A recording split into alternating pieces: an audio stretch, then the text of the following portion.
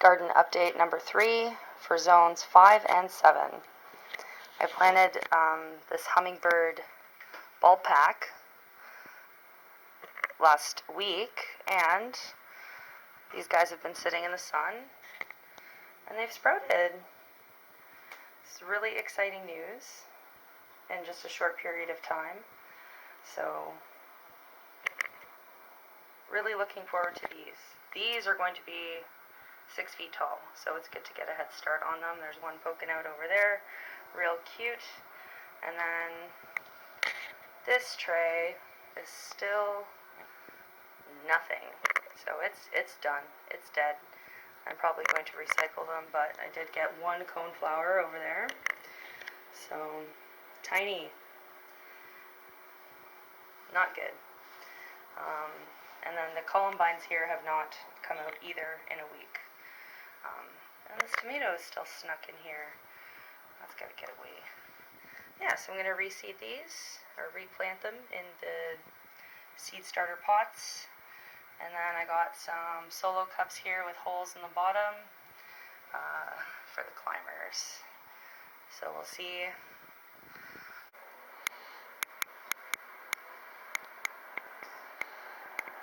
I'm going to put the tomatoes in the pots. I'm going to put the taller ones inside the larger ones that I'm keeping. And then I am gifting some of the shorter ones to family and friends. And then with tomatoes, you have to make sure that you plant them quite deep, because all these are actually going to be roots. And so with tomatoes, sometimes all these little hairs actually will become root. So you want to plant them to here in the dirt when you're starting out. So they're going to become very small looking very soon. Okay, the coneflowers get their own little containers. I'm going to condense the snapdragons, and I'm going to condense the butterfly milkweed as well. Ta-da! So I transplanted everything here. It was the coneflowers, the snapdragons, which were really tiny and quite hard to transplant. I'm going to direct sow these next time. The butterfly milkweed, I don't know, it just kind of looks like that. It's characteristic how it's just kind of straggly, I think, right now. All my tomatoes are in. Some of them are a little bit bigger than others, so that's great.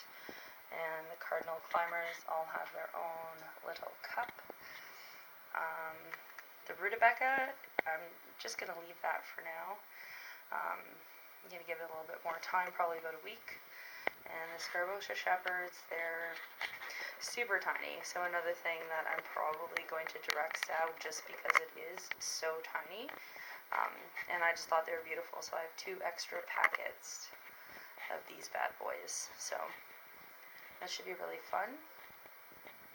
And because I use the seed pellets, I water the pellets before I plant, and then I put the wet pellet inside dry soil, and then I don't actually water for like maybe 3 days until the plants look a little sad. And I do that because I practice dry farming, which is where you don't really water too often, maybe if it just rains. And that's just really good. And a lot of the plants are also drought tolerant. Just because drought tolerant are a little bit easier to handle in the summer, and they're a little bit more native in that way. So this is great. So in a month, we'll see how everything looks. I'll send you the next update. And these guys are all looking really great. I'm pretty happy that I did this. I thought it was pretty cool. And then now I'm thinking, what else can I plant? I'm going to do some stuff in the balcony too, actually, probably this week, when everyone gets their dirt into the garden center. So I'll keep you posted on that. But otherwise, looking pretty good here. This is behind the scenes realness.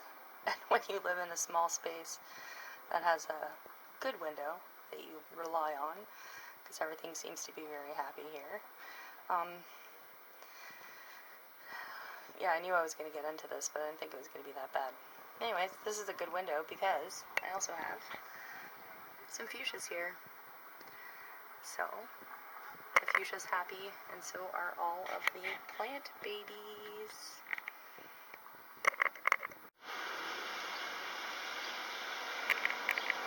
Yep, that's snow.